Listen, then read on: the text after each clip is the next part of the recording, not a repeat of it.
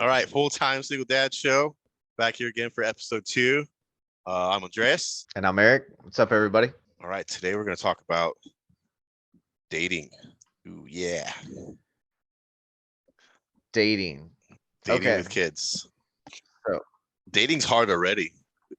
Dating with kids is a yeah, whole bro. nother ball game. It's like crank up the difficulty all the way up. I don't even remember what it was like to date. I have like no memory what it was like to date after, like, before kids. Like that I have like zero like feeling or memory of it, connection to it. It's like gone.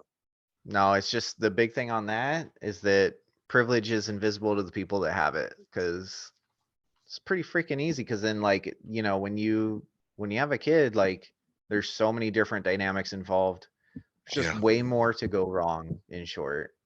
Like, not trying to sound negative, but that's the facts. Like, But there's yeah, so many different dynamics. Like, you're responsible for multiple people, multiple hearts.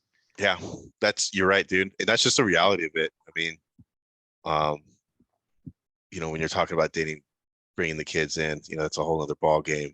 But just, I mean, dating with the kids, bringing them in is one thing, but just dating, period. Like getting back out there after separation, divorce, whatever it is, and you have this other person that you have to manage and be responsible for, and do it with another person. Like you have to do it with another human being. Yep. And then So if it doesn't go right, I think the worst position you can be in is where you're dealing with the pain of somebody else and you feel responsible. That sucks. So yeah, yeah, especially when your kids are in there and I mean, I've been in the position where my kids have got attached to somebody, and it's hard. It's rough. But yeah, yeah. let's So talk let's about, talk about the actual process. So yeah, you me are coming out of it. Tell me what happened when, like, because you guys separated pretty early when he was young, yeah. like two Yeah, months. so 2.5 months old, that's when custody battle started, and that's when I started to, like, you know, kind of be like, okay, the whole family dynamic is not so much a possibility. You might just be a single dad. And so that's Yeah, when that was kind of started to be a thing. And yeah, it was a process, bud.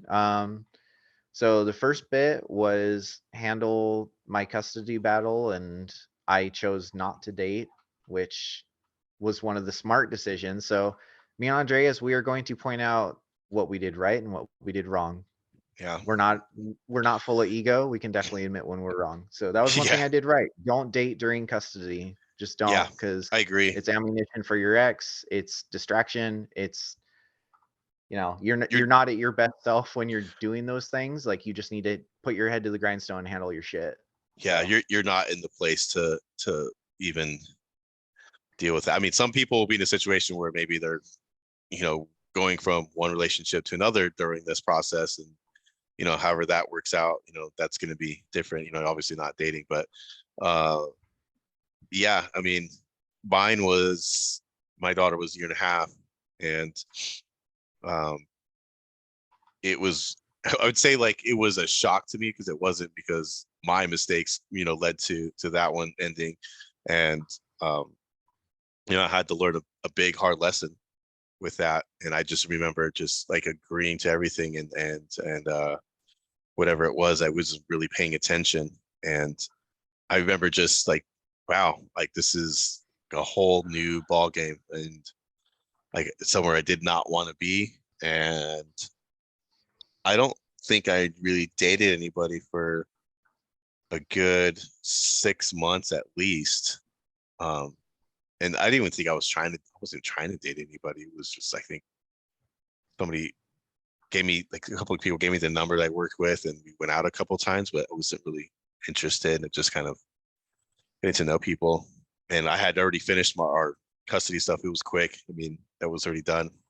And we were just starting co-parenting life. So yeah, I mean, it's definitely been a huge journey since then. yeah, man, it so is.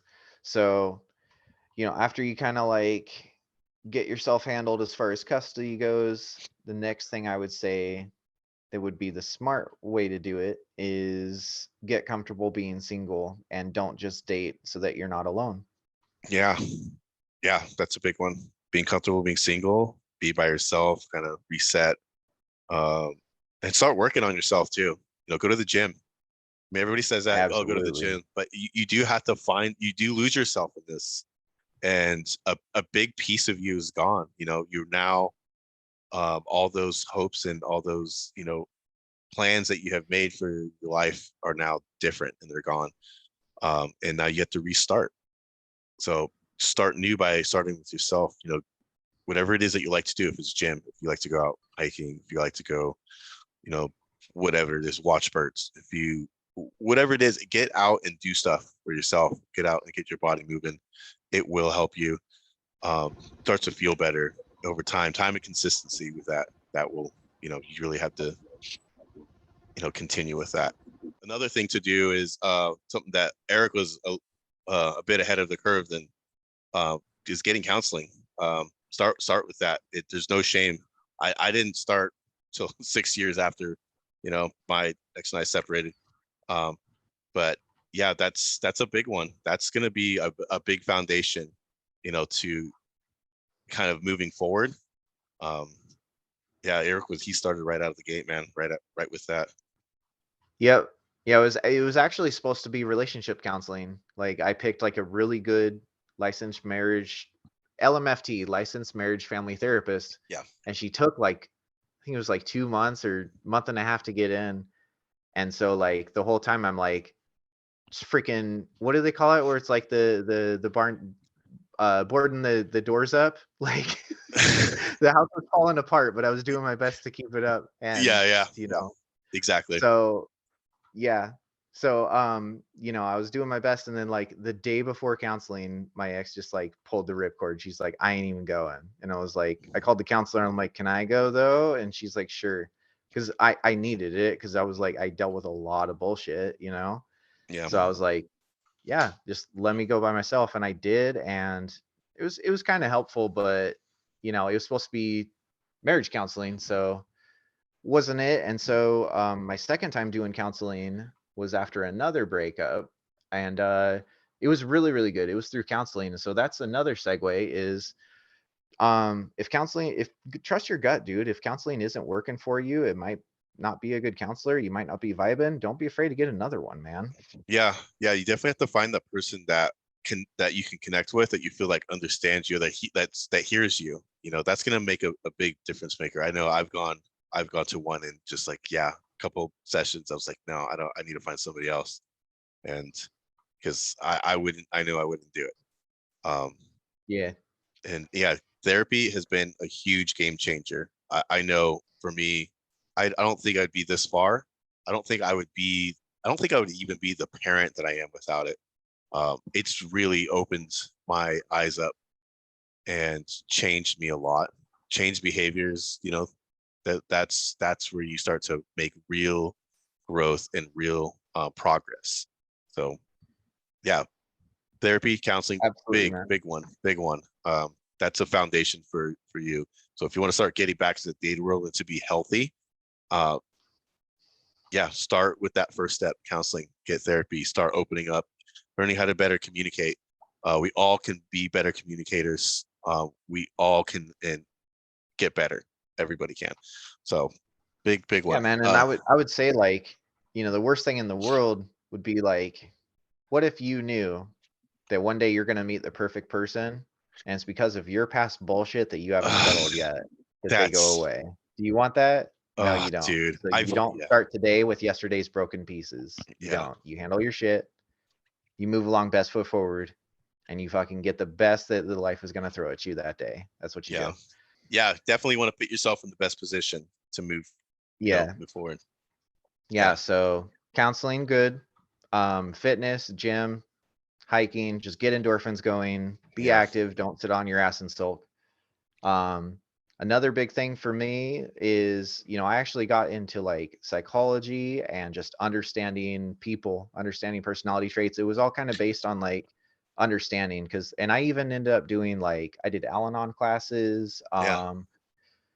just like understanding, kind of what makes people work. And that brought a lot of healing too, because Yeah. counseling's great, but you got to do the work, around of it too. Like it's a big combination of things. Yeah. So You hit something right there too, is kind of understanding other people too. I mean, that's a big one too, is kind of giving that. I mean, you can understand people and maybe give them some of that space too. That will help. Just understanding people better will help you make better decisions too. And just, yeah, I like it. we were talking about things we've done right, things I did wrong. I'll say here and there. Um, so I handled my custody battle, like a fucking boss. I didn't date.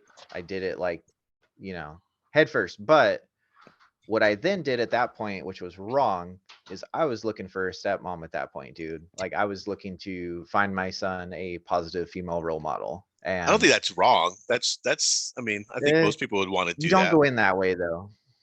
Like I was dating, like I was vetting as like interviews. Like I was like, Oh yeah, yeah, you can't go in that way with that high expectations, yeah. So Yeah. That makes sense. Yeah, I agree. That can be very yeah, misleading. Unrealistic expectations can definitely like make things lot more difficult. yeah, I mean, the big thing there was I just I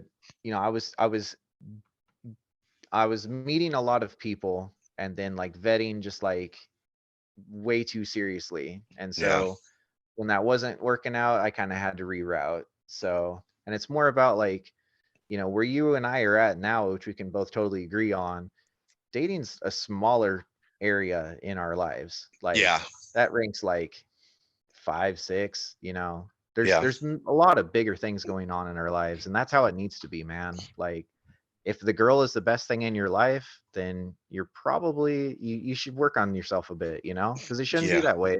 The girl doesn't want that either.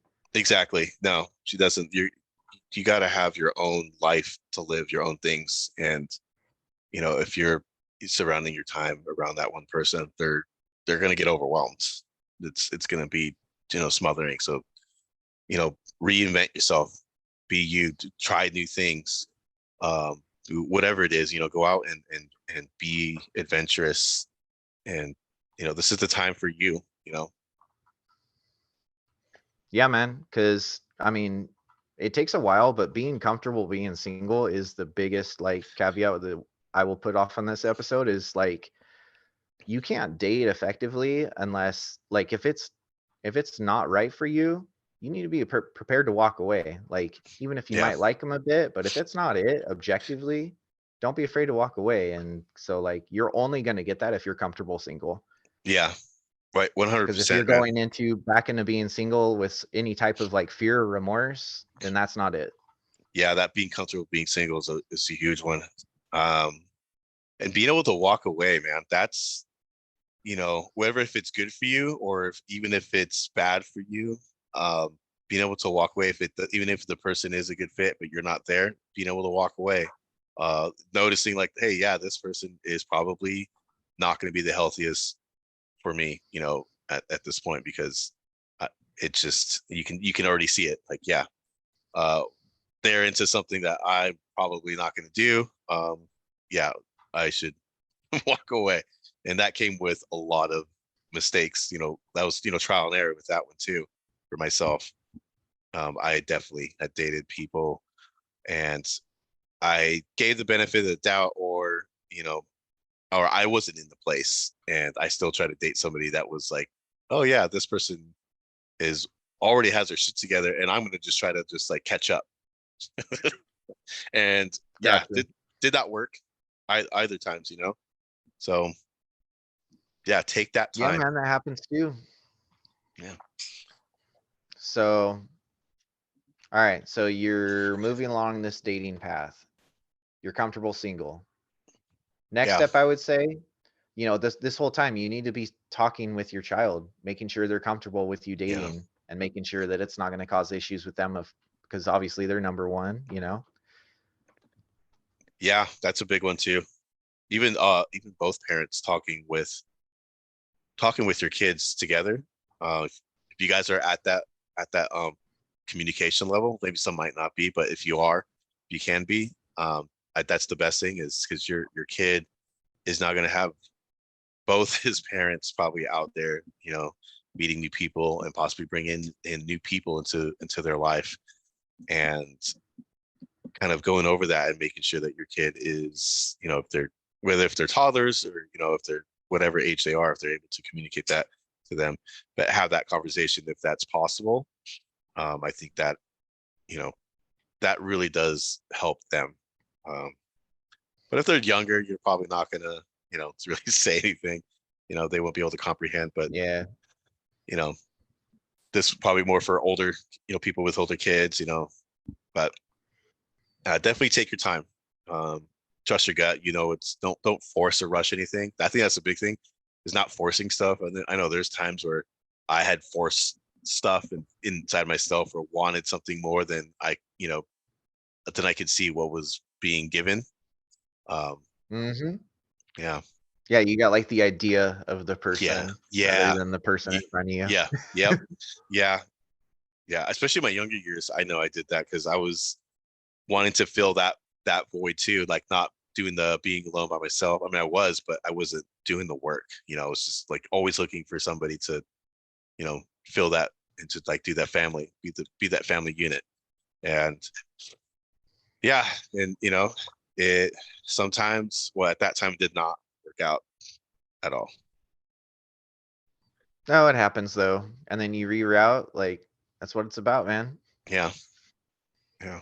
Now, one big turning point for me being comfortable single is I did like a trip all by myself. Like drove like 4 hours away and I planned like this sick ass weekend and I did try to make a date happen in that area, I'm not gonna lie, but it didn't work out. It didn't plan out. And I still had a fucking awesome time, dude. Yeah. Like I ended up skydiving, I went to a comedy show, saw a big comedian, like had an awesome time. But, Where you did you know, go? that Portland. Oh, nice. And it took a little bit to kind of get past it because it was like, wow, I'm buying tickets for this show and I'm buying one ticket. Like it felt wrong at first, but then like I owned it and went in like 100%. So awesome because then it's like it's all about perspective because you look at it and you're like, okay, I don't have to worry about pleasing somebody else. Like I'm on this Yeah. trip for me. I ended up going to some hole in the wall bar and like made friends with some new people. Like, yeah, no ties at all. That's always so fun, man. Going to dinner by yourself, going to a movie by yourself. Um, yeah, that was so alien. I always had somebody like going with me, and then always needing somebody to go with me. But yeah, go like just actually doing it, but actively doing it. Like I'm gonna go to the movie by myself. I'm gonna go to dinner by myself because I just want to be by myself. Not because like in a negative way, just I need to do this and I want to. And it was actually I enjoyed my by myself time. I really got a lot from it, and I really became to the point I was so comfortable. I was like, you know what? Yeah, I'm not going to go out with this person. I don't need to. Or somebody wanted to, you know, take something further. Like, nope, yeah, I don't think that's for me. I was like completely comfortable, just like not dating anybody at all, and it was like I had never experienced that because in the past, if somebody kind of gave me the attention, you're like, oh, this person is interested, so I'm going to, yeah, I'll just go date that person, and not even thinking if that like if it's even a good match or not. You know, Yep. just like yeah, they're attractive. Uh, we have something in common, and yeah, No, that's just part of maturing, bro, because it starts with, "Oh, they like me," and that used to be just, a one checkbox, like, "They look decent, they like me, done." yeah, But, no, no, it's true.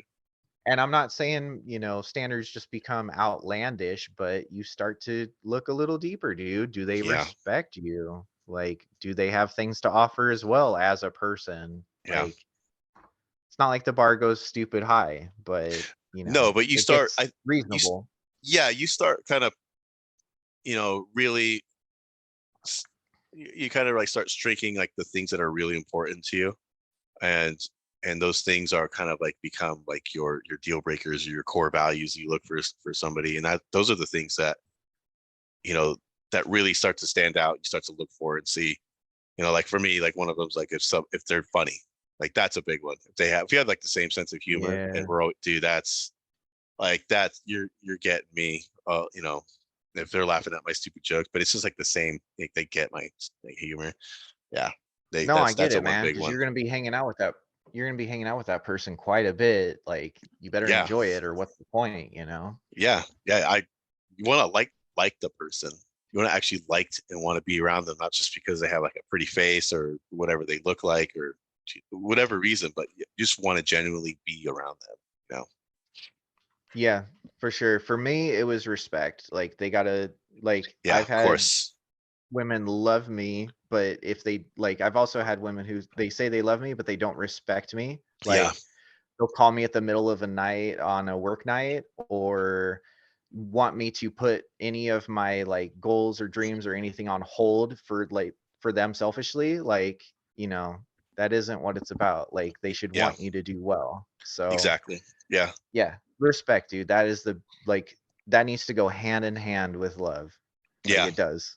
Time. Yeah, Or infatuation or whatever else you want to call it. But yeah. That's true. so you touched on a good subject earlier. You were talking about talking with the other parent, and about the dating and things. So during this process, you also want to be working on patching things up with your ex, and with One and hundred working on percent. co-parenting relationship, because yeah, your romantic relationship ends, but you start a relationship as co-parents, and Yeah, that shit takes some time. And mine has grown quite a bit, and it pays off to have it working well. It really does, in so many ways, bro. Like, if you start dating, then they treat your significant other well, and vice versa. And the kid sees it, he sees that you're able to respect somebody even when you're in a position where you might not want to, or yeah, have reasons not to. Like, it's a great thing.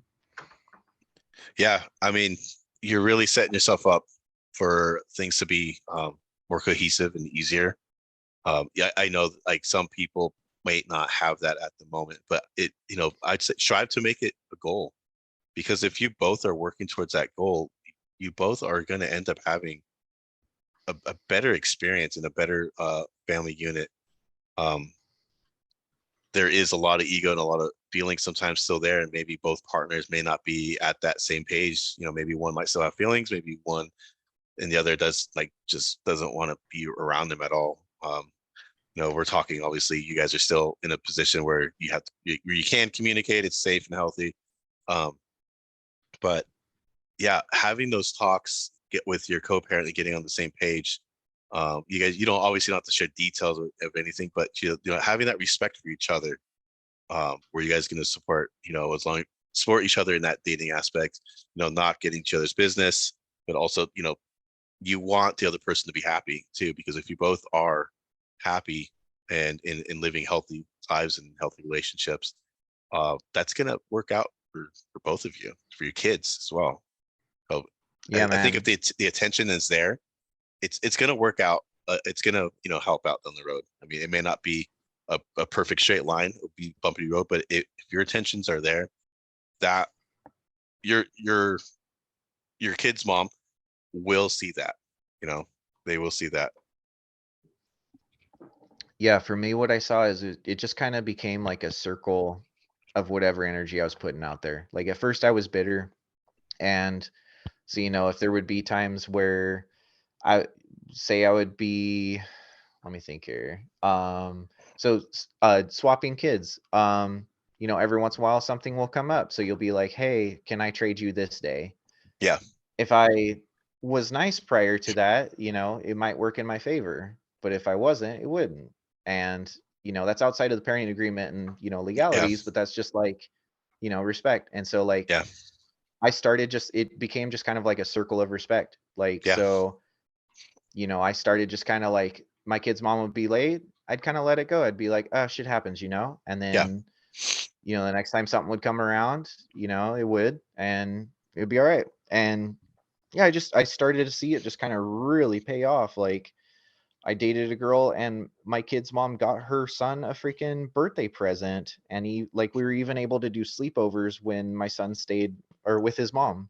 Yeah. And, like that stuff, like I was super thankful. And it all just started from small little, just giving some slack here and there. Yeah, man. Like I had gone on a, I was going out on the date and had asked my my kid's mom to watch my other son, child that's not hers, because they have two Mhm. different moms, and she was happy to do it. She's like, yeah, I'll watch them for you, and like while I go on a date out on a date with another woman, so that just shows Yeah. the level of maturity that she had, uh, and that she's there to help me out. She's like, yeah, go on a date. um it was nice to have that. I've helped her move tons of times. Helped her move into her boyfriend's house at the time and move them in together. It Mhm. it made things so much smoother and easier. And when I was dating somebody very seriously, um we would hang out and do stuff. We would do like Easter, or we would go to the beach, or we'd come over and hang out for holidays. Or it was really fun. I enjoyed. I was like really happy to see that. So it was something that I always wanted and didn't know how to get there. And it wasn't until like doing all this other stuff, all the counseling, the therapy, the taking the time being alone, and kind of moving through all these things to get that, to be able to be healthier, to get on that level with each other, and her too. We weren't always perfect. We were at each other's throats at earlier times, but she also did the work too, and this goes for both ways. But if your dad, you know um set the standard, set the example, be the example. you know 100%. Yeah, man. I starting out, it wasn't always like, because the thing is like I feel like a lot of people just think that like having a good co-parenting relationship, like you just wake up with it and it's just there. And it's yeah, like, no, you got to foster that shit. And like, yeah, you know, it is literally a relationship you have to maintain, because yeah, things will come up. And sometimes you got to communicate. And you're going to be dealing with that person for quite a while. Like you might as well just do it.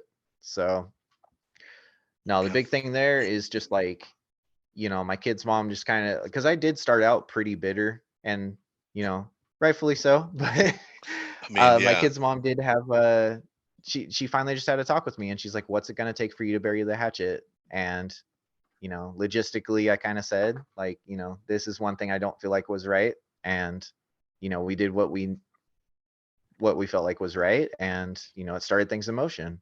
So yeah, yeah, nobody like teaches you how to co-parent, but just like, no, I feel like that's one big thing that you and me both have going on, is that like, yeah, dude, our kids' moms are not that bad, and no, our kids are seeing the benefits of it.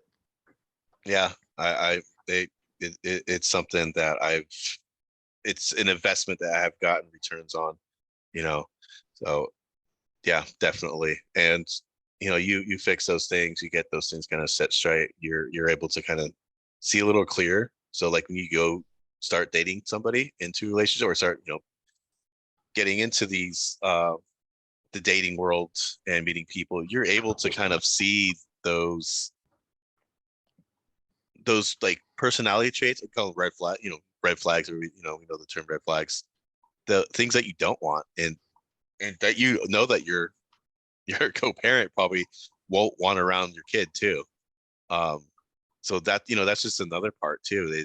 Red flags in dating, and bringing these people around, your co-parent, your kids, and that's just, regardless of how you want to say it, like they're going to be involved in your life, and they're going to meet those people eventually if it ends up being something more serious. Yeah, facts, bud. So I don't know. That's about all I got to say on co-parenting. I mean, next episode we're planning on talking about red flags, and Yeah. I guess it's more about dating, vetting. Red flags and vetting would be good. Next week, episode 3, we'll talk more about red flags in dating. Can kind of dive deeper into some of that, some of, you know, what surrounds that We'll call it decision making. efficient dating. Yeah, that's Dating a good way. efficiently. Yeah, we'll continue the efficient. We'll call it efficient dating. Maybe red flags is, I feel like, so yeah, that's a whole another one. But yeah, efficient dating efficiently. Yeah, this is one to get started. You know, these are foundations to get rolling. These are things that are going to help you down the road and kind of put you in a healthier position. Thanks for tuning in, everybody. Yeah, thank you.